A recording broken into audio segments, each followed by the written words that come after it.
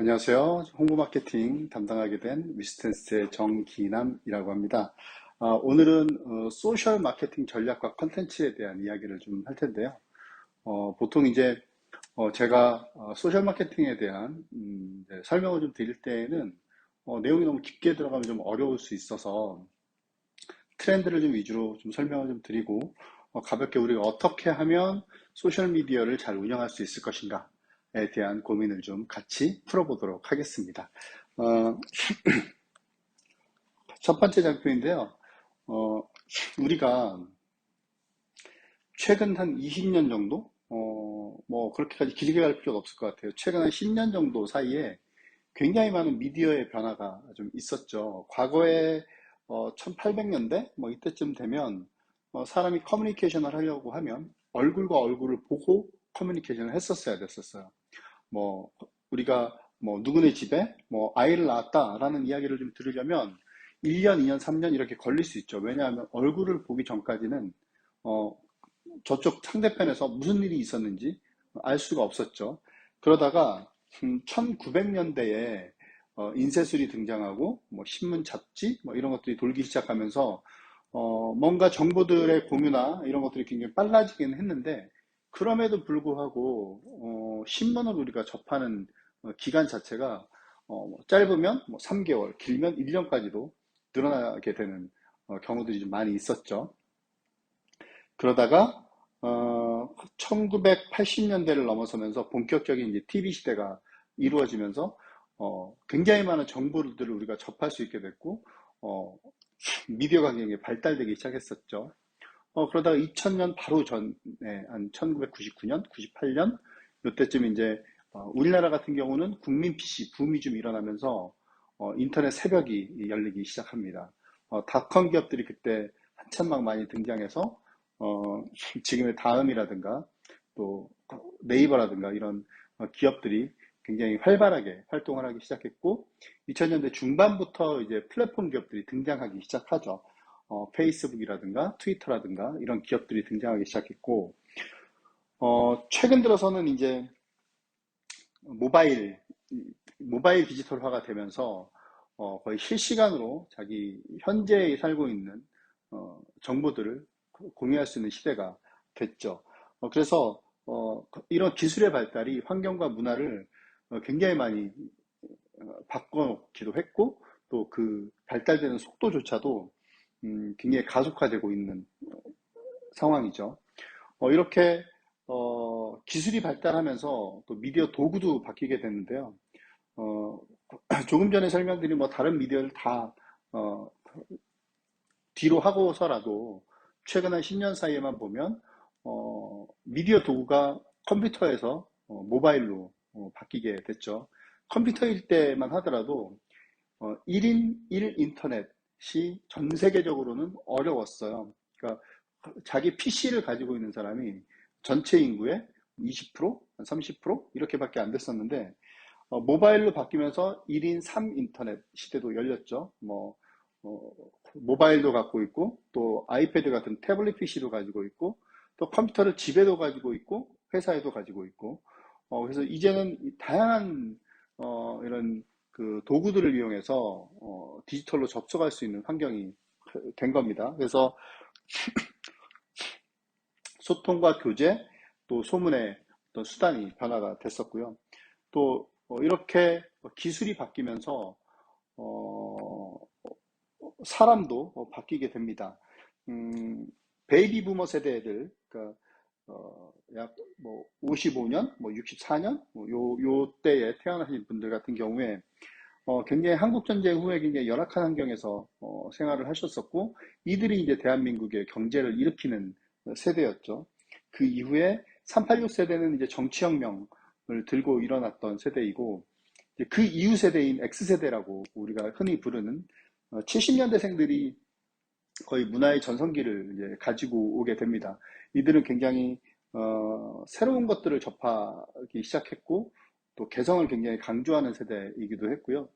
어, 이들이 어떤 과거에 우리가 먹고 사는 것 중심에서 또 국가의 정치 상황 이런 것들을 다 떠나서 이제 문화에 집중하는 세대로 바뀌었고 또 그 이후에 기술이 더 발달하면서 우리가 흔히 얘기하는 90년생이 온다라고 라는 책이 있듯이 밀레니엄 세대들, 그러니까 새로운, 뭐랄까요, 새로운 인류, 새로운 종족, 이들은 외계인 같다라는 세대들이 등장했고, 또 그걸 넘어서 Z세대, 그러니까 2000년 이후에 태어난 세대들이죠. 이런 세대들이 굉장히 많은 환경의 변화, 또 경제의 변화들을 또 가지고 오고 있죠. 이들은 이제 디지털 노마드를 떠나서 거의 소비, 경제, 그리고 문화, 학습, 이런 거의 사회의 모든 분야에 있어서 지극히 개인화되고 또 무언가 자신이 소비하는 컨텐츠 뭐 아니면 경제적인 어떤 소비 뭐 이런 거에 있어서 굉장히 미닝아웃이라고 그러죠. 의미 있는 것들에 개인에게 의미 있는 것들에 지출하고 시간을 투자하고 이런 시대로 완전히 탈바꿈을 하게 됐습니다. 어, 이 과정 속에서 굉장히 마케팅 측면에서 중요한 포인트가 하나 있는데 과거 전통 채널에 있어서는 우리가 음, 정보를 보유하고 있는 사람들이 권력을 가질 수 있었습니다. 그래서 과거에는 리서치 자료 하나 다운받아서 책자 하나 구해서 쓰는데도 몇백만 원씩 들어가는 정도로 비싼 상황이 있었고 인터넷 초창기 그러니까 2000년 초반 뭐 이럴 때는 이제 정보를 제공해 주는 사람들이 힘을 갖기 시작했죠. 그러니까 정보를 보유하고 있는 사람들이 이걸 제대로 유통할 수 없으니 인터넷 플랫폼을 가지고 있는 사람들이 대신 유통을 해주고 또 사용자들을 모아주고 이러면서 그들이 힘을 갖기 시작했는데 모바일로 완전히 넘어서면서부터는 이제 소셜 시대가 열리고서부터는 정보를 사용하는 사람들이 권력을 갖게 됩니다. 네, 마케팅에 있어서는 가장 중요한 게 타겟이라고 할 수 있는데 이렇게 정보의 흐름에 따라서 권력이 이동해서 정보를 사용하는 사람들이 권력을 갖게 되면서부터 이 타겟에도 변화가 오기 시작합니다. 그러니까 과거 전통 채널에 있어서는 우리가 타겟팅이라고 부르죠. 그래서 타겟을 설정할 때 예를 들면 30대 남성 이렇게 타겟을 뭉뚱그려서 전체를 가지고 타겟을 설정할 수 있었어요. 그러면 뭐 30대를 겨냥한 뭐 청바지 뭐 이런 식으로 제품을 판매를 하면 그들이 모두 제품을 사는 시대였죠. 그런데 지금은 워낙 많은 채널들로 세분화되고 개인의 취향이 다 다르기 때문에 PC 시대에는 이게 타겟츠로 바뀌었었죠. 그러니까 그냥 단순히 30대 남성 이게 아니라 30대에 자전거를 좋아하는 남성 이렇게 좀 세분화가 됐었고 현재는 아예 콕 집어서 완전히 바뀌었습니다. 뭐 가령 부여에 사는 자전거를 좋아하는 30대 남성 김머머 씨 이렇게 완전히 콕 집어서 타겟을 잡아주는 시대로 바뀌게 된 거죠. 그러니까 기업들이 마케팅을 할 때에 이제는 과거에 대략 이 정도 되는 사람들한테 대충 이렇게 팔면 되겠지 라고 계획을 잡을 수 있었는데 지금은 완전히 바뀌었습니다.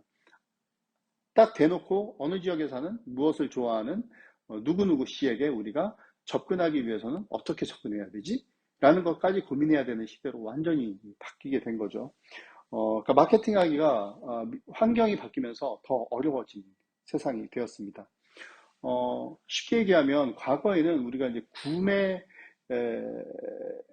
구매 모형이라고 있어요. 그래서 마케팅 이론상에서 사람들이 제품을 구매할 때 어떤 단계를 거쳐서 구매하는가라고 분석해 놓은 것들이 있는데 과거에는 아이다 모형이라고 해서 주의, 관심, 욕구, 구매 이렇게 네 단계를 거치게 됩니다.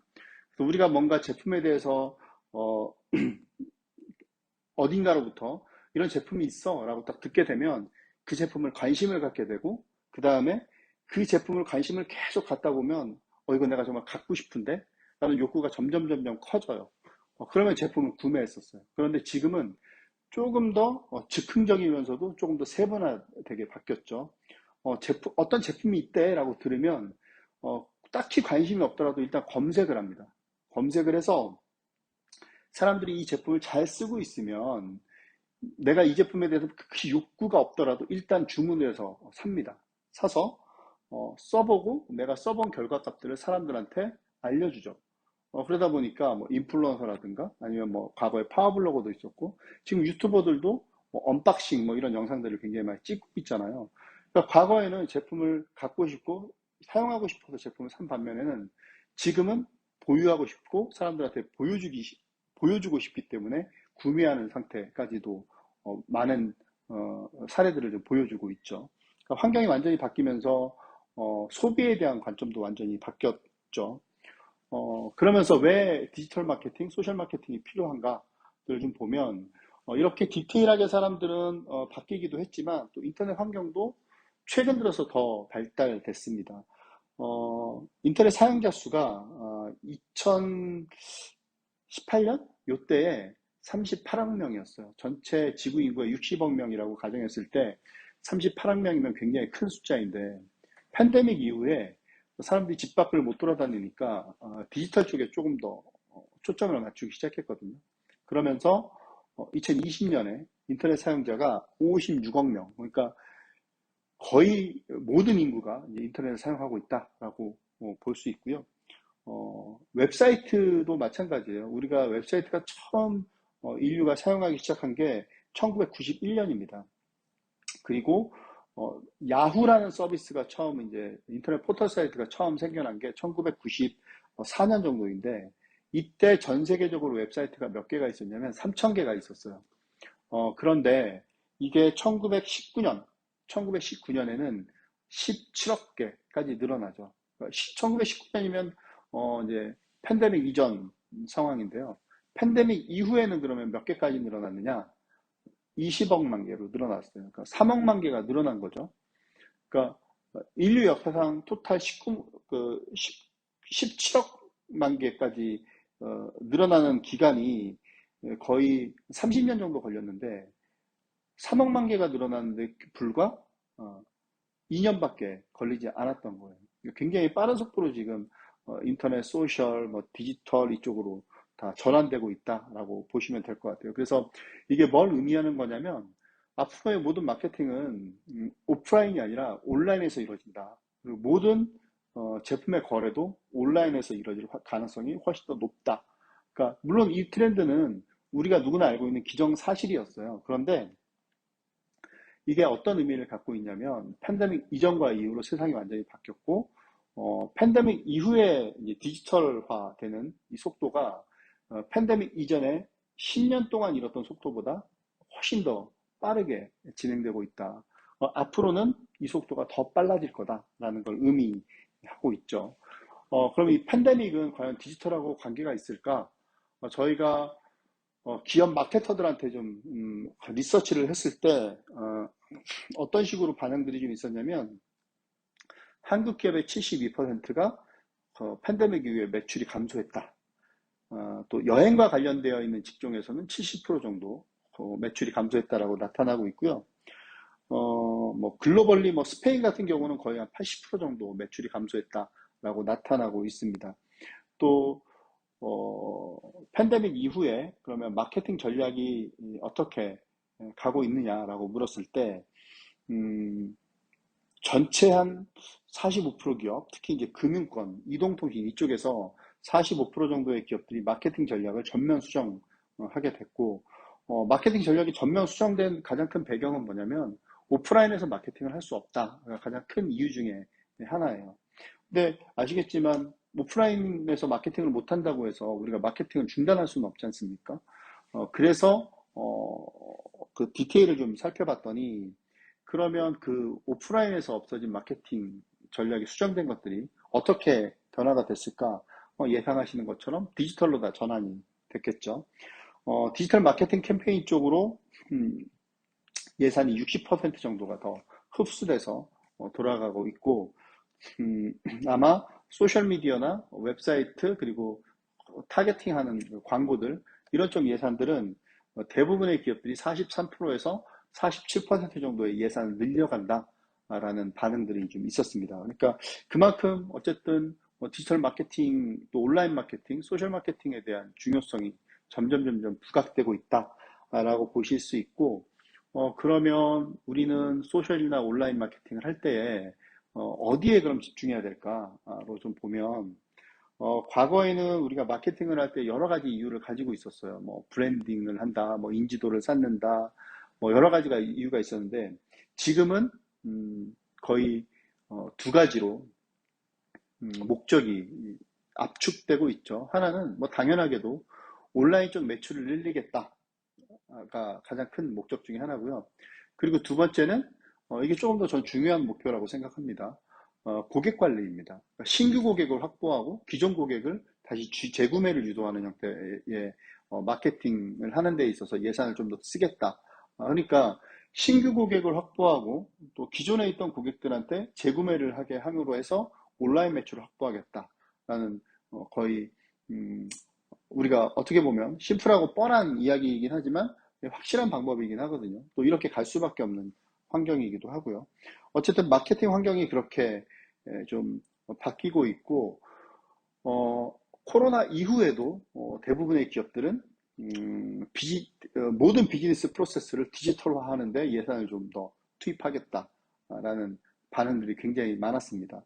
실제로 여행업계 같은 경우는 최근에 하나투어가 10월 초부터 전 임직원이 이제 정상 출근을 했죠. 그전에는 다 재택근무를 하고 있었고 재택근무를 하는 것조차도 전체 인원의 70%, 80%만 근무를 했고 20에서 30%는 무급휴가를 가고 있었어요.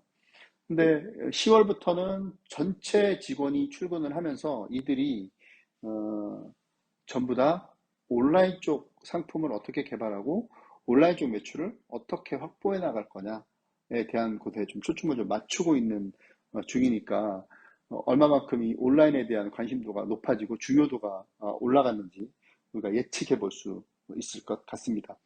어, 이런 온라인 그 기조를 중요도 이런 것들을 좀 상기를 좀 하시면서 우리가 마케팅으로 좀 본격적으로 좀 들어가서 설명을 좀 드리도록 할게요. 우리가 마케팅이다라고 하면 어, 마케팅이 뭐라고 생각하세요? 라고 우리가 질문을 해보면 대부분 많은 사람들이 글쎄요, 마케팅은 홍보하는 거 아닌가요? 뭐 아니면 뭐 마케팅은 알리는 것 아닌가요? 이렇게 얘기하시는 분들도 있고 또 마케터들한테 얘기하면 뭐 커뮤니케이션이다 아니면 뭐 되게 어려운 단어 쓰죠. 뭐 커넥트다, 뭐 컨셉이다, 뭐 컨셉이 좋아야 뭐 마케팅을 잘할 수 있다, 뭐 아니면 과거에 우리가 마케팅 포피, 뭐 포시, 뭐 세븐시 뭐 이런 것들 전문 용어로 쓰기도 하고 또 브랜드는 뭐 아이덴티티가 아무래도 좋아야죠. 이런 말씀 하시는 분들도 있었고 또 마케팅은 전략이 좋아야 됩니다. 뭐 이렇게 뭐 여러 가지 전문 용어를 쓰고 뭐 이론을 설명하면서 마케팅은 이래야 된다라는 말씀들을 정말 많이들 하셨는데 저는 마케팅은 그런 용어나 기술이나 어떤 현란한 어떤 어, 보여지는 뭐 이런 것들이 아니라고 생각해요. 실제 마케팅의 본질은 어, 결국에는 진심이다라고 생각합니다. 마케팅은 사람의 마음을 얻는 것이라고 생각하고 조금 전에 말씀드렸던 그런 여러 가지 전문적인 기법이나 마케팅에 있어서 어떤 분석을 하고 접근하는 전략이나 이런 것들은 결과적으로 사람의 마음을 얻기 위한 것이다 라고 저는 생각을 하거든요. 어, 잘 보시면 화면에 나와 있는 장표를 한번 보시면 여행을 떠나게 만들려면 우리가 어떻게 해야 되는지 한번 봅시다. 과거에 인터파크에서 여행에 대한 광고를 이렇게 띄웠어요. 해외여행 최저가로 떠나는 법 해서 땡처리 해외여행 이렇게 광고를 했었는데 과연 이렇게 땡처리로 여행을 가면 우리가 행복할까? 여행의 본질이 과연 우리가 비용을 저렴하게 가는 것이 여행의 본질일까? 생각해보면 사실 아니잖아요. 여행을 가서 거기서 우리가 무언가를 느끼고 거기서 행복을 느끼고 또 돌아와서의 삶에 또 어떤 에너지를 충전하는 그런 시간이 돼야 될 텐데 단순히 땡처리로 쫓기듯이 여기저기 막 이렇게 돌아다니는 것만으로는 우리가 여행의 본질 또 여행을 가는 목적 또 우리가 여행에서 바라는 것들을 충족하기에는 정말 쉽지 않죠. 어, 마케팅은 그래서 그런 여러 가지 가격 아니면 뭐 여러 가지 장점 이런 것도 좋긴 하지만 그보다 더 본질을 더 자극해야 된다라고 저는 생각을 해요. 오히려 아까 보여드린 땡처리 장표보다 굉장히 원초적이긴 합니다만 오히려 히말라야가 당신의 미소를 기다립니다. 이런 카피처럼 히말라야 안에서 굉장히 행복한 표정을 짓고 있는 사람들의 미소. 나도 저 장소에 가서 저렇게 느껴보고 싶어가 되게 와 닿는 컨텐츠다라고 저는 생각해요. 그러니까 우리가 인스타그래머블이라고 하죠. 그러니까 인스타그램에서 내가 이 사진을 올리면 인기를 좀 끌겠다 싶은 사진들. 이런 사진들이 인기를 끄는 것처럼 우리가 카페나 어떤 여행지에서 공간을 연출할 때 인스타그램에 올리면 꽤 괜찮을 법할 사진이 나올 수 있는 배경. 이걸 어떻게 제공하느냐가 최근의 마케팅 포인트 중에 하나거든요. 그런 것처럼 사람들로 하여금 이 제품을 썼을 때 내가 어떤 감정을 느끼게 할 것인가. 내가 이걸 갖게 될 수 있구나를 피부에 와닿게 표현해 주는 것이 굉장히 중요하다고 생각합니다. 그러면 사람들한테 마음을 얻는 방법이란 무엇일까요? 구글에서 만든 영상인데요. 한 남자가 한 여자를 좋아하게 됩니다. 그녀에게 고백을 하죠. 꽃을 갖다 바치기도 하고, 또 뭐 반지를 갖다 바치기도 하고, 뭐 여러 가지 물건들을 자꾸 사서 선물을 해요. 근데 여자는 딱히 관심이 없이 그냥 자기가 쭉 하고 있던 줄넘기만 계속 합니다. 남자가 굉장히 이런저런 선물을 계속 해보고 포기하죠. 포기하고 에이 모르겠다. 나도 가서 그냥 줄넘기나 할란다. 줄넘기를 하나 들고 가서 여자 옆에서 줄넘기를 하기 시작합니다. 이때 여자분이 반응을 하기 시작해요. 아, 내가 좋아하는 걸 저 사람도 좋아하는구나. 저 사람이 같이 해주는구나. 결국 우리가 사람의 마음을 얻는다는 건 그 사람이 뭘 좋아하는지 판단하고 그 사람이 좋아하는 것을 해주는 것. 이게 결국에 마음을 얻고 우리가 원하는 결과물들을 얻어내는 어, 비결이다라고 저는 생각을 합니다.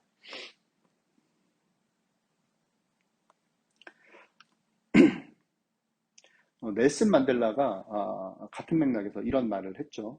상대방이 이해하는 언어로 이야기를 하면 그 상대방은 머리로 받아들인다. 하지만 상대방이 사용하는 언어로 이야기를 하면 상대방이 그것을 마음으로 받아들인다라고 해요. 그래서 모든 표현, 마케팅은 상대방의 입장에서 상대방이 사용하는 언어, 상대방이 좋아하는 행위를 통해서 마케팅을 하는 것이 굉장히 중요하다라는 이야기고요. 그러면 이제 본격적으로 좀 들어가서 그럼 디지털 마케팅이란 무엇인가를 잠깐 좀 살펴볼게요. 디지털 마케팅은 디지털 매체를 기반으로 하는 모든 마케팅 활동이다라고 보시면 돼요. 그래서 디지털 기술과 매체를 기반으로 상품과 서비스를 고객에게 인지시키고 체험하게 하고 판매하고 또 판매로 끝나는 게 아니라 그들과의 관계를 구축하고 유지하는 것, 활동을 디지털 마케팅이다라고 얘기합니다. 보통 이제 우리가 얘기하는 온라인 마케팅, 뭐 소셜 마케팅, 모바일 마케팅, 뭐 아니면 디지털 광고, 바이럴 마케팅, 뭐 인플루언서 마케팅 이런 모든 것들을 다 포괄하고 있는 개념인데 흔히 이제 얘기하죠. 그러면 온라인 마케팅하고 디지털 마케팅은 뭐가 다를까요? 라고 얘기를 하는데 굉장히 큰 차이가 있습니다. 온라인 마케팅은 보통 우리가 우리의 존재를 최대한 많이 노출시키는 것에 목적을 두고 있어요. 그러다 보니까 온라인 마케팅 안에 들어가는 뭐 바이럴 마케팅이나 인플루언서 마케팅이나 이런 것들은 주로 사용자한테 우리 여기 있어요. 계속해서 보여주는 역할을 하죠. 이거 좋아요, 이거 좋아요. 이런 역할들을 합니다. 디지털 마케팅은 조금 더 깊게 들어갑니다. 어떻게 들어가냐면 디지털 기술을 이용해서 다양한 채널에 제품과 서비스를 마케팅하는 방식인데 이때 중요한 건 소비자하고 브랜드 간의 상호작용이에요. 그러니까 디지털 기술을 이용해서 우리가 만든 제품과 서비스를 여기저기 온라인 마케팅을 통해서 저 여기 있어요, 여기 있어요, 여기 있어요 라고 알린 이후에 사람들의 반응을 보고 이 반응을 수집합니다. 수집해서 다시 분석을 하죠. 우리가 내보냈던 메시지들이 A, B, C가 있는데 이 중에서 사람들이 좋아하는 메시지는 뭐였지? A 메시지를 좋아했던 사람은 어떤 사람들이고 B 메시지를 좋아했던 사람들은 어떤 사람들이고 이걸 분석해서 그 사람들한테 맞는 광고, 메시지, 또 그 사람들이 좋아하는 인터넷 매체, 뭐 소셜 채널, 뭐 이런 데로 접근을 하는 방식을 디지털 마케팅이라고 하죠. 그러니까 조금 더 기술적이고 조금 더 정교해요. 그러니까 당연히 세일즈로 연결되거나 아니면 우리의 충성 고객을 만드는 데 있어서 조금 더 집중력이 있겠죠. 이런 것들을 디지털 마케팅이다라고 할 수 있고요. 또 디지털 마케팅의 효과들이 조금 좀 달라요. 디지털 마케팅의 효과는 잠재 고객을 발굴할 수 있다. 이게 가장 큰 효과인 것 같습니다. 그리고 오프라인 마케팅에 비해서 경제적으로 굉장히 효율적이에요. 경제적이 굉장히, 예를 들면 뭐 TV 광고가 한 달 정도 집행하면서 TV에 좀 나왔네? 우리가 인지를 시키는데 들어가는 비용이 최소 20억 이상 들어갑니다. 그런데 디지털에선 그렇지 않아요. 우리 타겟군한테 이게 굉장히 많이 보이게 만들 정도의 광고 비용이면 20분의 1? 뭐 아니면 40분의 1? 이 정도로도 충분히 인지를 시킬 수 있는 예산인 거죠. 그러니까 굉장히 비용이 효율적이고 고객과 실시간으로 상호작용을 할 수 있고요. 그리고 콘텐츠를 다양화시킬 수 있고 개인화시킬 수 있습니다. 각 개인에 맞는 메시지를 따로 전달할 수 있고 또 이거에 대해서 정량적으로 어떤 효과가 있었는지 측정이 가능합니다. 그러니까 TV 광고는 한번 쭉 뿌려놓고 몇 명이 봤는지 실제로 몇 명이 봤는지 광고를 본 사람이 제품을 구매했는지 이런 걸 판단할 수 없지만 디지털은 이런 모든 것들을 다 판단할 수 있는 근거가 있으니까 굉장히 더 좋겠죠. 그리고 최근에 이제 디지털 마케팅의 트렌드들을 보면 일단 자동화 데이터를 기반으로 합니다. 그러니까 사용자들이 활동하는 우리 사이트에 들어와서 활동하는 모든 값들을 수집해서 자동적으로 분석하고 반응하는 형태 마케팅이 바뀌어가고 있고 또 AI를 통해서 타겟들도 이제는 사람이 직접 세팅할 필요가 없어요. 예를 들면 과거에는 페이스북 광고를 하게 되면 AI가 직접 다 세팅을 하는 게 훨씬 더 효과가 좋았는데 지금은 페이스북이 알아서 하게끔 놔두는 게 훨씬 더 효과가 좋아요. 페이스북이 알아서 사람들을 분석하고 이 반응이 좋은 사람들을 찾아서 광고를 대신 해주거든요. AI 기반 그리고 고객 경험을 차별한다든가 컨텐츠에 집중한다든가 또 온오프라인을 통합하는 옴니채널 마케팅 뭐 이런 것들이 훨씬 더 요새 트렌드로 자리 잡고 있습니다. 디지털 마케팅 종류에 대해서 잠깐 좀 설명을 좀 더 드리도록 할게요. 디지털 마케팅은 굉장히 많은 종류를 가지고 있는데, 우리가 흔히 얘기하는 이제 검색 엔진 최적화라고 부르는 SEO가 있죠. 그리고 디지털 광고, 뭐 이메일 마케팅, 뭐 SNS 마케팅, 컨텐츠 마케팅, 바이럴 마케팅, 뭐 인플루언서 마케팅, 제휴 마케팅, 뭐 크게 나누면 이 정도 있고요. 조금 더 세분화해서 들어가면 더 많은 종류들의 디지털 마케팅이 있는데 보통 이제 SEO 마케팅은 쉽게 얘기하면 우리가 뭐 네이버나 이런 데에서 검색했을 때 이게 얼마만큼 최상단에 뜨느냐라는 가장 기본적인 마케팅이고요. 원래는 이게 이제 웹사이트에 적용됐던 기술인데 블로그나 이런 포털 사이트들이 좀 인기를 끌면서 검색 결과에서 얼마만큼 우리의 컨텐츠를 잘 보여주게 하느냐 이런 데 집중되어 있어서 뭐 흔히 얘기하는 뭐 네이버 블로그의 뭐 상위 노출 로직이 어떻게 되느냐 뭐 이런 말들이 나오기 시작한 거고요. 그리고 디지털 광고는 이제 뭐 구글이라든가 아니면 네이버 그리고 페이스북, 인스타그램 뭐 이런 것에 광고를 하는 것들을 얘기하죠. 뭐 소셜 광고다라고도 얘기하는 분들이 있고 또 뭐 여러 가지 다양한 매체들 뭐 예를 들면 쇼핑인 경우에는 뭐 쿠팡이나 뭐 쓱닷컴이나 또 우리가 자주 쓰는 당근마켓이나 이런 모바일 어플리케이션 같은 곳들의 배너 광고 뭐 이런 것들도 디지털 광고에 포함되는 거고요. 또 이메일 마케팅은 보통 이제 사람들이 이메일 마케팅 하면 되게 과거에 하던 촌스러운 DM 아니야? 그거 스팸 아니야? 뭐 이렇게 생각하시는 분들도 계시는데요. 이메일 마케팅도 어떻게 사용하느냐에 따라서 굉장히 효과 좋은 마케팅 중에 하나로 분류되고 있는데 뭐 사용자의 동의를 얻어서 이메일을 보내고 또 그 이메일을 통해서 우리 사이트로 유입시키는 역할을 많이 하는데 이메일 마케팅은 보통 이제 B2B 기업에서 굉장히 효과적으로 잘 쓰고 있는 마케팅 수단 중에 하나고요. 또 SNS 마케팅은 여러분들이 알고 있는 페이스북, 인스타그램, 유튜브 이런 채널들을 운영하면서 팬들을 확보하고 그들에게 이제 우리가 가지고 있는 메시지를 전달하는 마케팅이다라고 보시면 됩니다. 그리고 이제 컨텐츠 마케팅은 보통 이제 우리가 SNS 마케팅하고 조금 좀 결이 좀 비슷한데요. 우리 기업 또는 브랜드에서 필요로 하는 전달하고 싶은 메시지를 컨텐츠로 담아서 뭐 여기저기 책으로 배포하는 것으로 우리가 흔히 이야기할 수 있는데, 배포하는 방식 역시 모두 디지털 마케팅의 모든 그 수단과 동일하다라고 보시면 됩니다. 이메일로 발송할 수도 있고, 또 뭐 카카오톡 같은 채널로 뭐 친구들한테 메시지를 보내는 것도 하나의 방법일 수 있고요. 또 광고를 하는 것도 하나의 방법이고, SNS 플랫폼에 게재하는 것도 하나의 방법일 수 있습니다. 그리고 이제 바이럴 마케팅 같은 경우는 이 입소문 마케팅이라고 하죠. 그래서 카페나 뭐 블로그나 댓글을 달기도 하고, 뭐 홍보글을 달기도 하죠.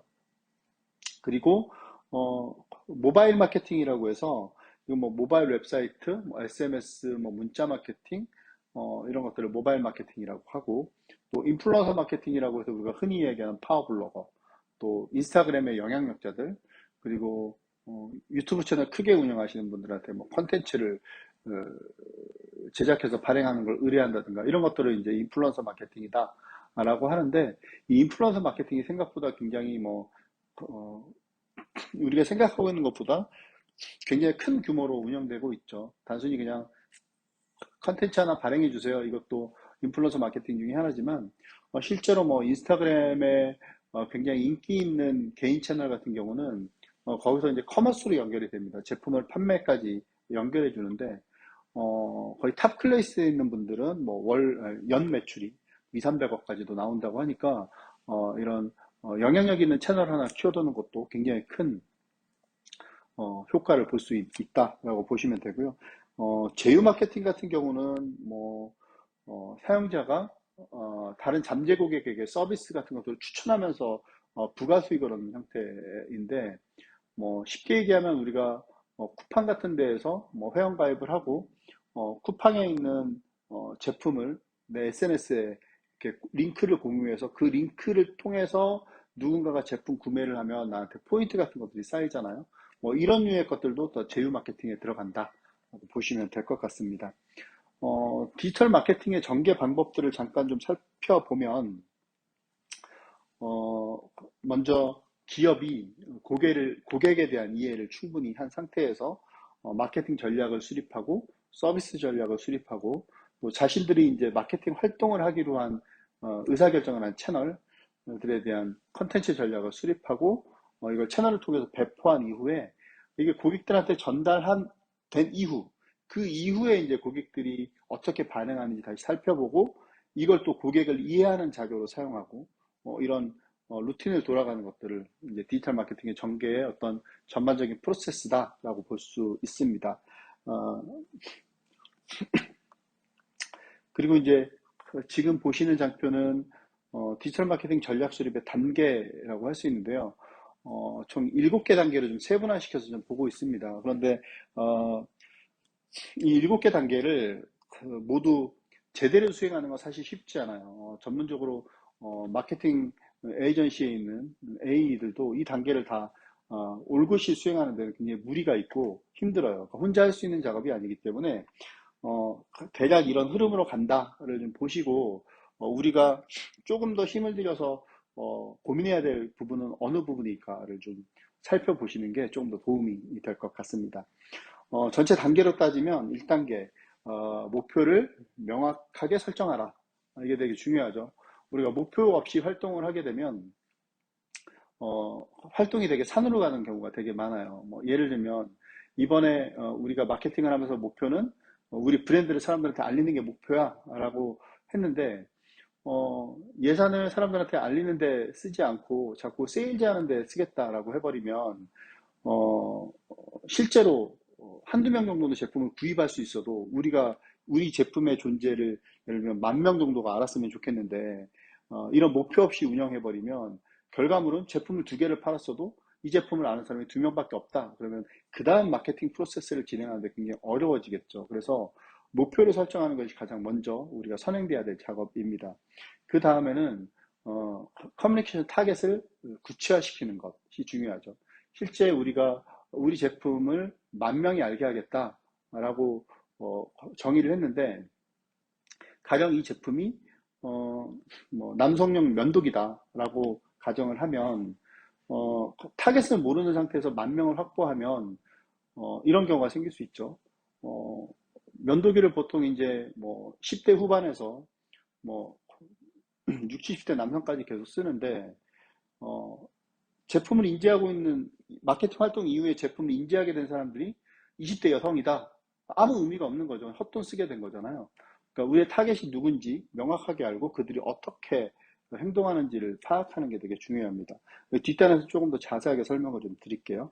그리고 3단계는 디지털 채널 중에서 어떻게 하면 우리가 이 타겟에게 좀 더 효과적으로 접근할 수 있는 채널이 뭐지?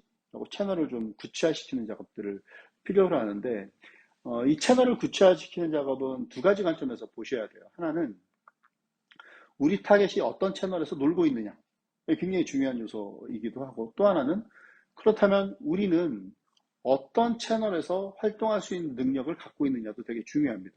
예를 들면 우리 타겟들이 유튜브에서 70%가 활동하고 있고 인스타그램에서 30%가 활동할 수 있는데, 우리는 사진을 잘 찍는 능력이 한 80% 되고 있고 영상을 제작할 수 있는 능력이 없다라고 하면, 우리 타겟이 유튜브에서 70%가 활동하고 있더라도 우리는 인스타그램을 선택하는 게 보다 현실적이고 효과적인 채널일 수 있는 거죠. 그러니까 이런 실제 타겟들이 활동하는 것, 이쪽으로 가면 물론 가장 좋은 결과를 얻을 수 있습니다만, 현실적으로 우리가 얼마만큼 우리 예산을 효과적으로 쓸 수 있느냐도 고려해서 최적의 채널 조합을 찾는 것, 이게 이제 3단계가 되겠죠. 그 다음에 네 번째는 효과적인 컨텐츠를 제공하는 것. 그러니까 우리 타겟들한테 이 채널에 맞는 컨텐츠를 제대로 제공해주고, 이 타겟들한테 반응을 끌어낼 수 있는 표현 방법을 써서 컨텐츠를 제공하는 게 중요하고요. 다섯 번째는 이제 꾸준히 관찰하고 즉각적으로 대응하는 것. 결국 우리가 제공한 컨텐츠, 또 우리가 활동하는 모든 마케팅 작업들, 또 광고, 이런 것들을 고객들은 어떻게 바라보고 어떤 니즈를 갖고 있고 여기에 대해서 어떻게 반응하는지를 보고 그 다음 개선점을 찾는 게 되게 중요하겠죠. 그리고 6단계는 지속적으로 소통하는 것. 뭐 댓글을 뭐 달아준다거나 그들을 기억해준다거나 이런 것도 하나의 방법이 될 거고, 그리고 이제 7단계 성과를 분석하고 이 성과를 다시 한번 관리하는 것이 되게 중요한데요. 음, 이게 또 결국 1단계 목표를 설정하는 것과 연결되어 있죠. 우리가 이번 마케팅 활동에서 1만 명의 인지도를 확보하겠다라고 목표를 잡고 쭉 아까 그 프로세스를 타고 활동이 다 끝났는데, 그 이후에 봤더니 실제로는 뭐 1만 2천 명한테 전달이 됐더라. 그러면 2천 명은 어떻게 더 전달이 된 거지? 또 그들이 받아들였을 때는 우리의 메시지를 어떻게 받아들였지? 이걸 분석하고, 그럼 그 다음번에는 어떤 활동을 개선해서 1만 2천 명이 아니라 같은 예산으로 1만 5천 명에 한번 도전해 볼까? 이런 목표들을 세울 수 있겠죠. 그래서 성과를 관리해 나가는 작업들이 전체 프로세스에 빠져 있으면 이 활동에 아무 의미 없다. 그러니까 아까 제가 서두에 말씀드렸던 것처럼 디지털 마케팅 활동을 하는 가장 큰 이유가 뭘까요? 라고 마케터들한테 물었을 때, 신규 고객을 확보하고 기존 고객에게 재구매 기회를 제공하고 온라인 매출을 증대시키겠다. 이거니까 계속해서 이런 프로세스의 관리가 있어야만 이런 전체적인 프로세스를 유지하는데 도움이 되겠죠. 이 총 7개의 단계를 하나하나 다시 좀 살펴보도록 하겠습니다. 첫 번째, 목표 설정인데요. 보통 목표 설정을 할 때에는 우리가 디지털 채널을 도입하는 또 마케팅 활동을 하는 목적을 좀 나눠 놓습니다. 보통 이제 제가 뭐 교육기관을 예시를 들어서 장표를 좀 잡아봤는데, 뭐 소통을 좀 증대하겠다. 아니면 온라인의 고객 관리를 좀 더 디테일하게 해보겠다. 혹은 뭐 교육기관 같은 경우는 어떤 교육 정보를 제공할 수도 있고, 뭐 교육 프로그램 같은 것들을 홍보할 수 있을 텐데, 이런 것들을 어떻게 하면 사람들한테 알리지? 어떻게 우리 프로그램에 대해서 온라인에서 이슈를 좀 만들어 보지? 뭐 이런 고민들을 하겠죠. 그걸 이제 기본으로 두고, 그러면 이 교육기관의 현재 현황은 어떻게 돼 있는지 또 같이 고민을 해봐야겠죠. 뭐 예를 들면, 지금이 10월인데, 뭐 12월쯤 돼서 새로운 프로그램을 하나 개설해야 된다라는 미션이 주어져 있거나 아니면 사람들이 우리 기관을 너무 모르는 것 같아. 적어도 1월쯤 가면 우리가 따로 홍보하지 않아도 일정 부분의 사람들은 우리가 이런 교육을 하고 있다는 걸 알았으면 좋겠어. 뭐 이런 이슈들이 당연히 있겠죠. 그러면 도입 목적과 이런 이슈들을 좀 합쳐보면 대략적인 목표를 우리가 설정할 수 있어요. 뭐 예를 들면 신규 프로그램에 대한 인지도를 확보하고 싶어 라든가 아니면 우리가 마케팅 활동을 할때 우리의 우호 세력들을 좀 확보해서 마케팅 활동을 할 때 옆에서 좀 측면 지원을 해주는 사람들이 있었으면 좋겠어. 뭐 이런 목표들을 세울 수 있겠죠. 그리고 이 목표를 세울 때는 명확하게 숫자도 같이 잡아주는 게 좋아요. 뭐 예를 들면 적어도 우리가 컨텐츠 하나 발행을 했을 때 혹은 우리가 뭔가 마케팅 활동을 할 때 우호 세력들이 적어도 1000명 정도는 진성 고객들이 좀 있었으면 좋겠어. 이런 목표들을 세우면 훨씬 더 유리하겠죠. 어, 이런 목표들을 세우는 게 그 중요한 하나의 사례를 좀 말씀드리면 과거에 저희 회사에서 다이어트 서비스를 출시했던 적이 있는데 서비스를 두 개를 저희가 런칭을 했었습니다. 하나는 저희가 개발비하고 마케팅 예산을 저희가 몇 억 들여서 만든 서비스인데 다운로드가 3,000건 정도 발생을 했고 서비스 출시한 6개월 만에 서비스를 접었어요. 두 번째 출시한 서비스는 개발비도 그렇게 크게 들지 않았고 마케팅 예산은 전혀 들지 않았습니다. 근데 얘는 3년간 100만 다운로드를 발생을 시켰는데 둘의 차이가 그거예요. 목표를 어떻게 설정했느냐입니다. 첫 번째 서비스는 저희가 목표를 6개월 내 다운로드 10만 건 이렇게 잡았어요. 그러니까 어떻게 하면 다운로드를 시킬 수 있을까를 고민하다가 시간이 다 간 거죠. 예산을 다 쓰고. 두 번째 서비스는 저희가 목표를 어떻게 잡았냐면, 다운로드를 발생시키려면 어떤 활동을 해야 가장 효과적인지를 먼저 고민을 했습니다. 저희가 쭉 사용자들을 관찰해 보니 광고를 통해서 앱을 다운로드 받는 사람들도 굉장히 많지만 본질적으로 자기가 관심 있는 것에 대해서 가장 먼저 눈에 띄는 것을 선택하더라를 저희가 알게 됐고 그래서 저희가 목표를 잡은 게 뭐였냐면 구글 플레이 스토어에서 다이어트라는 단어로 검색을 했을 때 우리 서비스가 맨 위에 뜨게 하는 것이 우리의 KPI다 라고 목표를 그렇게 잡았어요. 그래서 실제 마케팅 활동을 그렇게 하기도 했고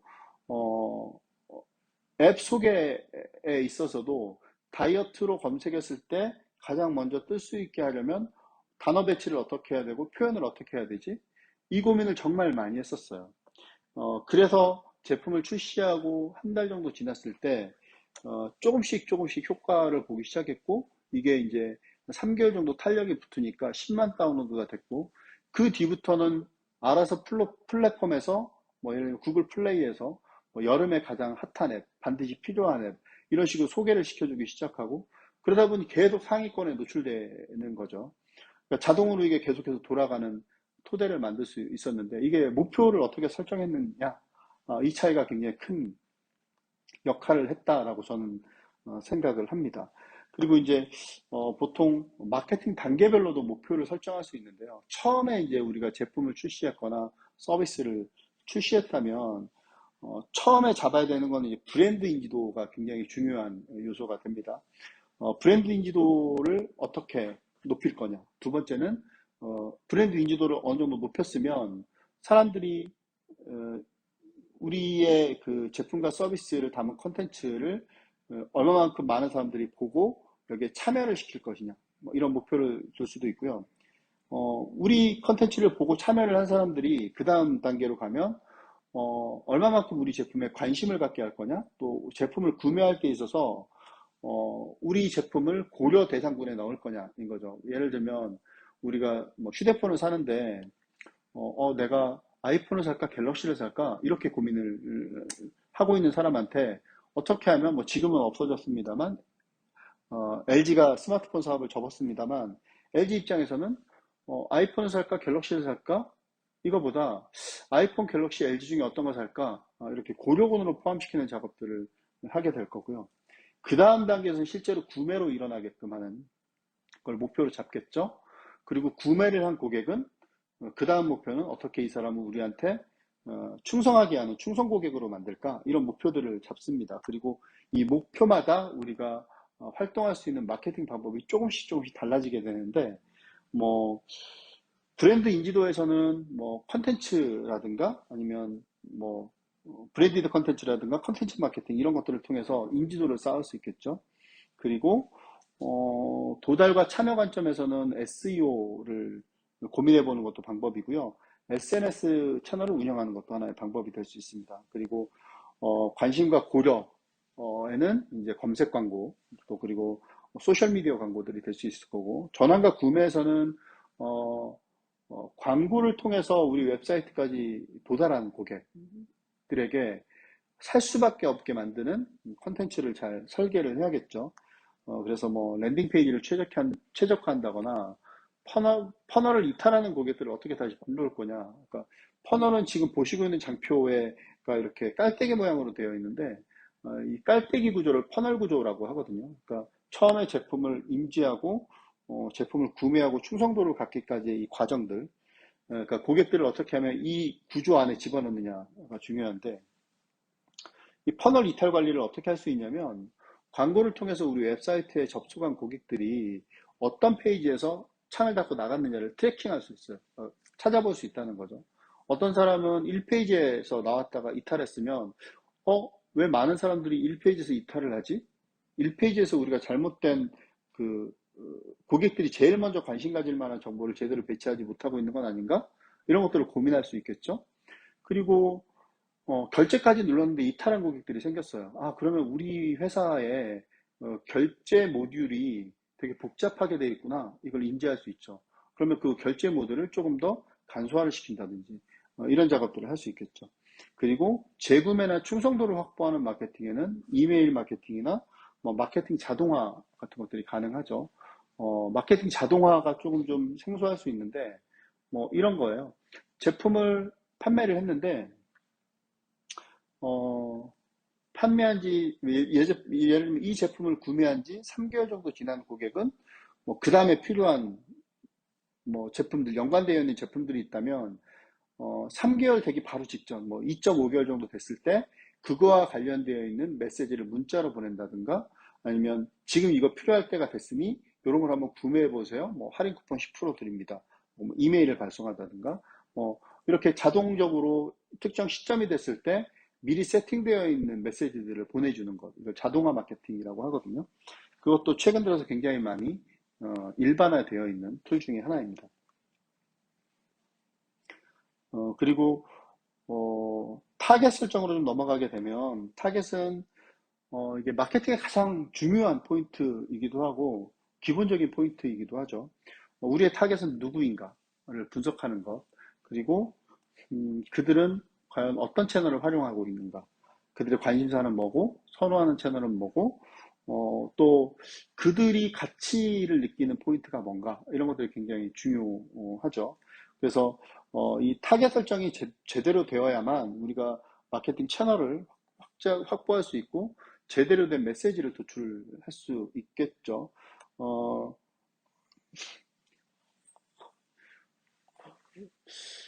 제가 얼마 전에 본 영화 중에 보면 미국에서 이제 선거를 하는 영화였어요. 선거를 하는데 선거를 분석하는 담당자가 인터넷에서 쭉 데이터를 뽑아요. 그래서 이 데이터에 기반해서 어떤 메시지를 뽑아서 이제 투표자들한테 메시지를 전달하는데 전체 인구가 사실 그렇게 뭐 많지 않은 마을이었습니다. 전체 인구가 뭐 4, 500명 이렇게밖에 안 되는 마을이었는데 특정 지역에 60명의 여성이 모여 살고 있는 거예요.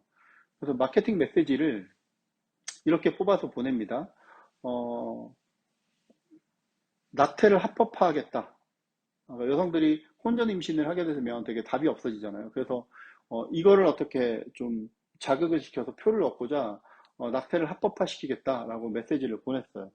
그런데 굉장히 역풍을 맞게 되는 일이 있었는데 뭐냐면 그 60명이 수녀님들이었어요. 당연히 낙태를 하겠다라고 하면 싫어하시겠죠. 그러니까 이게 타겟에 대한 이해가 정확히 되어 있지 않으면 이런 잘못된 메시지를 보내고 낭패를 보는 경우가 되게 있게 돼요. 타겟을 정확하게 이해하면 우리가 굉장히 큰 효과를 얻을 수도 있는데 야놀자의 사례를 좀 가지고 설명을 잠깐 드리자면 어, 야놀자는 처음에 숙박 앱들 중에서는 조금 다른 행보를 좀 음, 밟고 있고 지금도 이제 숙박 앱 중에는 거의 국내에서는 독보적인 위치를 차지하고 있는데 이들의 첫 번째 커뮤니케이션 메시지가 굉장히 달랐습니다.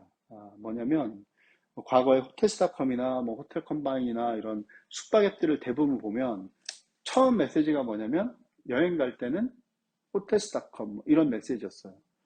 그런데 야놀자가 광고를 하려고 쭉 타겟들을 분석해 봤더니 국내 여행에 있어서 어, 숙박에 특히 이제 이 야놀자는 이제 호텔이 아니라 뭐 호텔 이하의 뭐 모텔이나 뭐 이런 모텔 숙박 시설을 위주로 먼저 서비스를 시작을 했으니까 모텔을 이용하는 사람들을 분석을 했겠죠. 쭉 분석해 보니 20대, 30대가 되게 많았던 거예요. 20대, 30대들이 숙박을 왜 할까? 그걸 쭉 봤더니 도시뿐만 아니라 부산 아니면 강릉, 뭐 여수, 군산 이런 도시를 갈 때에도 이들은 짧은 여행, 1박 정도의 여행, 2박 정도의 여행은 여행으로 생각하지 않더라. 라는 결과값을 도출하게 됩니다. 물론 여러 가지 가설을 통해서 이들이 과연 1박과 2박을 여행으로 생각하는지 안 하는지를 가설을 세웠을 거고 그걸 실제 대학가에서 설문을 했더니 실제로 대학생들이나 아니면 20대, 30대 젊은 층은 1박, 2박을 여행으로 생각하지 않고 그냥 놀러 간다라고 생각을 하는 거예요. 그래서 이들의 커뮤니케이션 메시지가 완전히 달라집니다. 그러니까 여행 갈 땐 야놀자가 아니라 놀러 갈 땐 야놀자로 바뀌어요. 그러니까 다른 시장을 만들어낸 거예요. 다른 쪽은 여행 숙박의 시장을 공략을 했다면 이들은 놀러 갈 때의 숙박을 공략을 합니다. 그러면 국내를 기준으로 대부분의 20, 30대가 여행을 가겠습니까? 놀러를 가겠습니까? 대부분 1박이나 2박을 가겠죠. 여행을 가는 게 아니라 놀러를 가는 거예요. 그래서 이들이 모든 광고 컨텐츠 여기서 뭐 놀러 갈 때, 놀아보고서, 뭐 이런 식으로 캠페인을 쭉 펼쳤죠. 그러니까 다른 시장을 창출해낼 수 있었던 원동력이 뭐냐면, 타겟을 명확하게 분석하고 이해하는 데서 시작이 된 거죠. 이만큼 타겟 설정이 그 뒤에 기업을 어떻게 바꿔나가는가를 의사결정하게 하는 중요한 포인트다라고 볼 수 있죠. 그리고 이제 디지털 마케팅 플래닝 단계로 넘어가죠. 어떻게 하면 우리가 최적의 디지털 매체들을 선택하고 그 마케팅을 할 수 있는가인데 디지털 채널은 크게 세 가지 분류로 나눌 수 있습니다. 하나는 이제 음, 온드 미디어라고 하죠. 그리고 두 번째는 페이드 미디어라고 합니다. 그리고 세 번째는 이제 언드 미디어라고 하는데 용어가 좀 영어라서 좀 비슷비슷하죠. 한글로 좀 바꾸면 온드 미디어는 이제 고유 매체, 그러니까 우리가 소유하고 있는 매체를 얘기합니다. 그러니까 우리가 뭐 예를 들면 페이스북 채널을 운영하거나 유튜브 채널을 직접 운영하고 있으면 그건 온드 미디어죠. 우리가 갖고 있는 채널이기 때문에 우리 마음대로 거기서 컨텐츠를 배포하고 우리가 우리를 구독하거나 팔로잉하고 있는 구독자들에게 우리가 하고 싶은 얘기들을 언제든지 할 수 있어요. 그리고 이제 페이드 미디어는 광고 매체를 얘기합니다. 최근에 뭐 페이스북이나 뭐 인스타그램 뭐 이런 것들을 보면 비즈니스 계정들이 발행하는 컨텐츠를 사람들이 많이 보지 않아요. 이유는 사람들이 보고 싶지 않아서가 아니라 매체 자체에서 노출을 잘 안 시켜주거든요. 광고를 결국 집행을 해야 사람들이 보게 되는 거죠.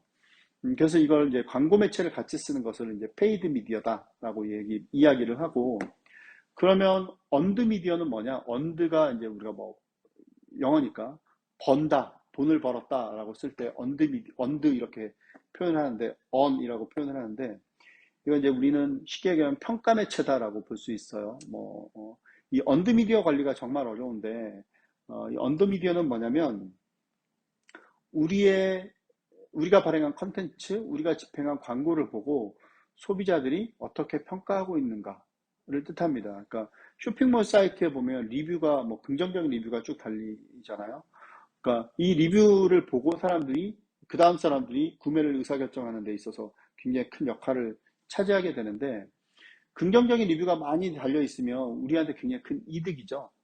언드 미디어라고 합니다. 그래서 이런 구매한 이후에 우리 고객들이 우리 컨텐츠를 공유하고 댓글을 달고 이런 것들을 어떻게 관리하느냐 이게 되게 중요한 요소인데 결국 제품과 서비스의 품질이 가장 중요한 요소다라고 볼 수 있습니다. 그래서 이 세 개의 매체를 어떻게 적절히 관리하느냐, 이걸 이제 디지털 미디어 플레잉을 어떻게 하느냐, 또 우리 채널 믹스를 어떻게 최적화시키느냐, 가는데 기본적인 이야기다라고 보면 될 것 같고요. 디지털 미디어 플레이닝을 할 때 우리가 가장 이제 대표적으로 생각하는 플랫폼과 특징들을 간단하게 좀 짚고 넘어가도록 하겠습니다. 네, 디지털 미디어 플래닝에서 가장 기본적인 채널들하고 디지털 미디어 플래닝에서 가장 아셔야 될 몇 가지 좀 소개를 해드리고 넘어가도록 하겠습니다.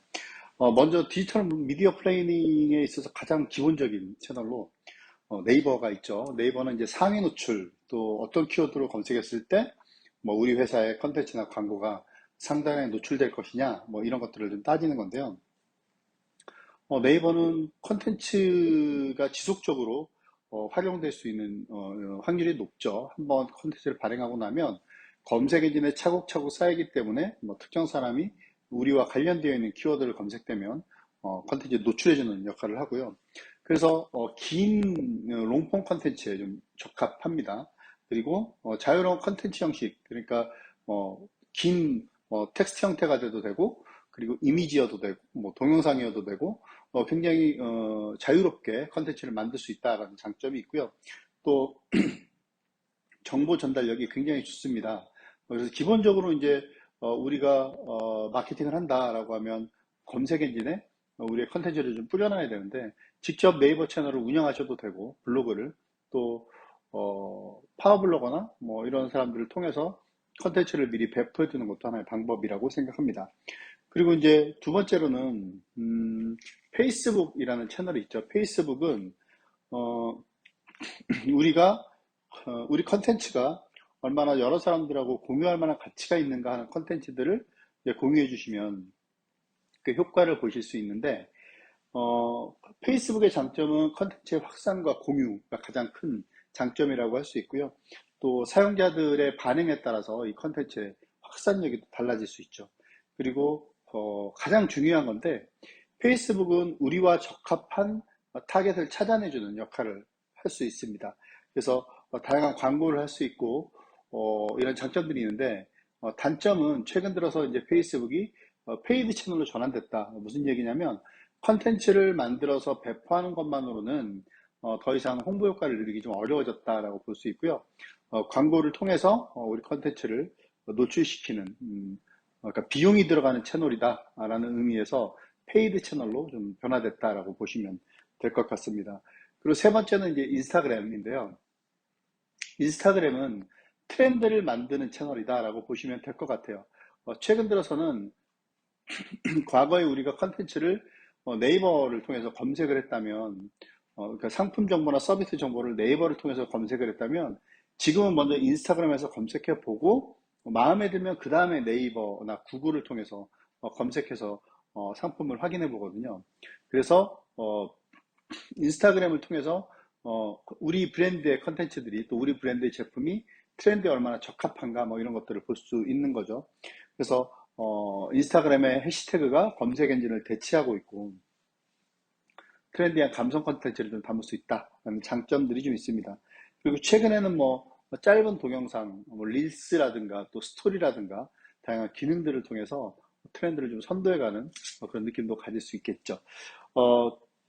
그런데 각각의 채널마다 이렇게 장점이 조금씩 다르고 역할이 조금씩 달라요. 그래서 디지털 미디어 플래닝을 할 때에는 어, 우리와 맞는 또 우리 타겟들이 활동하고 있는 채널들을 여러 개를 조합해서 어, 같이 가는 게 좋은데요.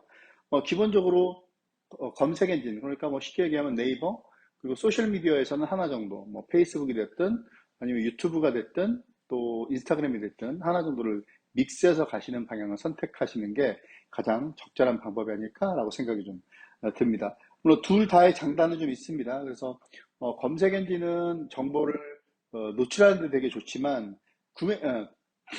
노출하는 되게 노출하는 데는 좀 낮지만 구매 전환율이 굉장히 높고요. 소셜 미디어는 노출하는 데는 되게 좋은데 구매 전환율이 그렇게 좋진 않아요. 그래서 각각의 역할을 분리해서 소셜 미디어에서는 사람들의 어떤 어, 인지를 주목시키는 역할로 사용을 하고 검색 엔진에서는 실제 구매에 도움되는 정보들을 담아주는 게 조금 더 유리하다고 할 수 있습니다. 그 다음에 이제 최적화된 컨텐츠를 지속해서 사용자들한테 공유해주는 역할이 좀 필요한데, 컨텐츠는 일단 집중력이 좀 있어야 될 필요가 있어요. 딱 봤을 때 사람들한테 좀 자극적일 수도 있어야 되고, 또, 이걸 보면 내가 정보를 정말 제대로 얻겠구나, 라는 믿음도 좀 줄 수 있어야 되고요. 또, 컨텐츠를 발행할 때 우리가 발행하는 그 플랫폼의 기능을 잘 활용하는 것도 방법이고, 뭐 채널을 유기적으로 활용할 수도 있겠죠. 뭐 예를 들면 페이스북에 발행한 컨텐츠를 보고 클릭하면 네이버로 넘어가게 한다든가, 아니면 네이버에서 컨텐츠를 보다가 클릭하면 인스타그램으로 넘어가게 한다든가, 그런 유기적인 조합도 고려할 필요가 있겠죠. 다음 보시는 장표는 저희가 2015년에 인스타그램을 통해서 배포했던 컨텐츠인데요. 이 컨텐츠가 공유가 1200건 정도 됐었어요. 보시면 채용 공고처럼 보이죠. 뚱뚱하면 와라 답배주마 텍스트들을 읽어보시면 굉장히 좀 자극적인 텍스트들이 있는데요. 이게 실제로는 채용 공고처럼 보이지만 저희의 목적은 채용 공고가 아니라 사람을 채용하고자 했던 게 아니라 다이어트 서비스에 이런 게 있다 라는 사람들의 주목을 끌기 위한 컨텐츠였거든요. 실제로 면접이 진행되지도 않았고 이력서도 접수되지는 않았습니다. 그래서 공유가 1200번 정도 됐다는 건 이 컨텐츠를 본 사람이 최소 몇십만 명 정도는 됐다라고 볼 수 있죠. 그래서 이렇게 컨텐츠의 목적에 따라서 우리가 어떻게 표현할 것이냐를 고민해 보면 충분히 우리 서비스를 알릴 수 있는 단초가 될 거다라고 생각을 합니다. 그 다음에 모니터링이 굉장히 중요한데, 이 모니터링은 결국 우리가 고객들을 얼마만큼 관찰하느냐에 방점이 좀 찍혀야 되는데, 간단한 데이터들을 보고 우리가 어떻게 고객들을 관찰하고 인사이트를 뽑느냐에 대한 팁을 좀 보여드리도록 할게요. 지금 보고 계신 장표는 영화와 관련된 버즈량, 그러니까 사람들이 인터넷에서 실시간으로 영화와 관련된 이야기를 하고 있는 블라블라 되고 있는 정도, 그 수준을 나타내는 장표인데요. 요일별로 보시면 일요일과 월요일이 가장 블라블라 되는 버즈량이 많고, 그 다음이 목요일로 나타납니다. 이 장표만 봐서는 우리가 광고를 어느 타이밍에 해야 될지 바로 알 수 있는 장표인데요. 이유는 뭐냐면 이 중에서 아마 광고를 가장 효과적으로 우리가 광고를 집행했을 때 효과적인 요일을 보면 목요일이라고 볼 수 있죠. 왜냐하면 월요일과 화요일에 영화와 관련된 버즈량이 블라블라블라 된다는 건 이 사람들이 토요일하고 일요일에 본 영화를 사람들하고 이 영화 어땠어 저랬어 뭐 이런 것들을 공유하는 블라블라가 될 거고, 목요일에 영화와 관련해서 검색해보고 하는 것들은 주말에 어떤 영화를 보지? 가 분명히 핵심일 거거든요. 그러면 목요일날 사람들이 검색을 해서 목요일 오후나 금요일 오전에 예약을 한다고 가정하면 우리는 광고를 목요일날 뭐 오전부터 광고를 집행하는 게 조금 더 유리하겠죠. 이렇게 데이터를 관찰하면 우리가 광고할 수 있는 타이밍을 정확하게 유추해낼 수 있고, 그 다음 장표를 한번 보시면 영화 관련된 키워드 중에 어떤 단어가 많이 언급이 될까 찾아봤더니 남성들은 사랑, 감독, 코믹, 배우, 여자 뭐 이런 순서의 키워드들이 많이 언급이 됐었고, 여성분들은 주로 사랑, 애인, 배우, 공포, 줄거리 이런 키워드들이 언급이 많이 됐었습니다. 그러니까 우리 타겟이 여성이다 라고 하면 뭐 줄거리를 조금 믹스해서 광고 문구를 좀 써주면 좋을 것 같고, 만약에 남성들이 타겟이다 그러면 감독을 언급한다거나 약간 좀 코믹한 요소의 카피를 제시해주면 반응들을 좀 볼 수 있겠죠. 그러니까 단순히 두 가지 지표만 가지고도 우리가 어떤 시간에 또 어떤 메시지를 가지고 광고를 하면 효과가 있는지를 알아낼 수 있는 것처럼 고객 데이터를 꾸준히 관찰하시고 그 관찰된 데이터들이 어떤 걸 의미하는지 계속해서 유추해가는 노력들이 좀 필요하다고 볼 수 있겠습니다. 그리고 이제 지속적인 교제와 소통이 되게 중요한 부분 중에 하나인데, 이건 결국에는 우리가 예를 들면 여행 기업이다라고 가정했을 때 여행과 관련된 키워드로 검색하면 사람들은 어떤 채널에서 정보를 가장 많이 얻을까? 어떤 사람이 여행에 대해서 뭔가 설명해 줬을 때 사람들이 신뢰를 얻을까? 이런 것들을 고민할 필요가 있죠. 그래서 영향력자들을 찾아내는 게 굉장히 중요하고요. 그들이 어떤 이야기들을 하는지 관찰하실 필요가 있어요. 우리 채널에서도 그들과 맥을 같이 하는 컨텐츠라든가 그들이 이야기하는 트렌드들을 같이 언급해 주는 게 되게 좋고, 또 그들에게 적절한 가치들을 제공하고 또 우리만 갖고 있는 정보들도 같이 공유를 하는 형태로 지속적으로 사람들하고 교제하고 소통해 나가는 게 되게 중요하다라고 할 수 있죠. 그리고 이제 마지막으로 성과 관리 부분인데요. 성과 관리하는 데 있어서는 KT 페인이라는 분이 이제 측정 프로그램을 만들면서 몇 가지 데이터들을 좀 만들었었어요.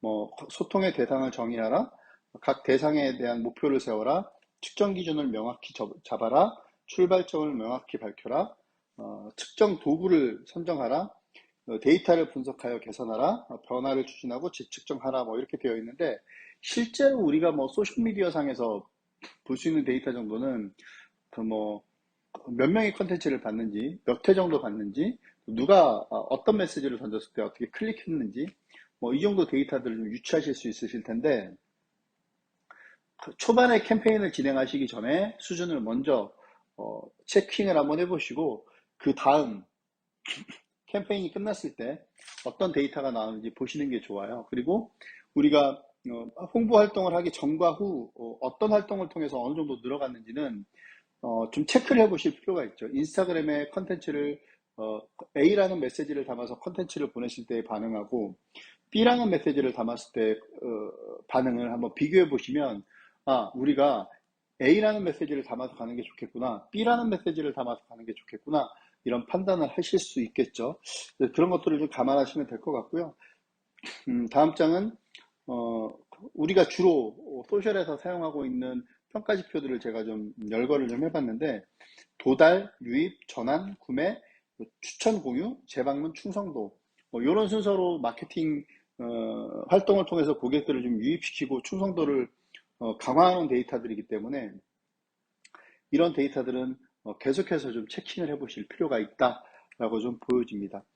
오늘 짧은 시간 동안 제가 디지털 마케팅에 대한 이야기를 좀 했었는데요.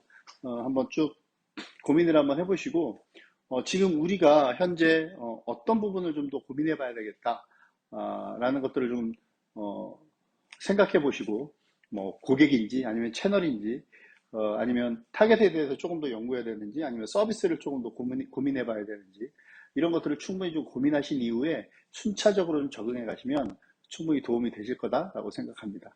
네, 지금까지 위스텐스의 정기남이었습니다. 감사합니다.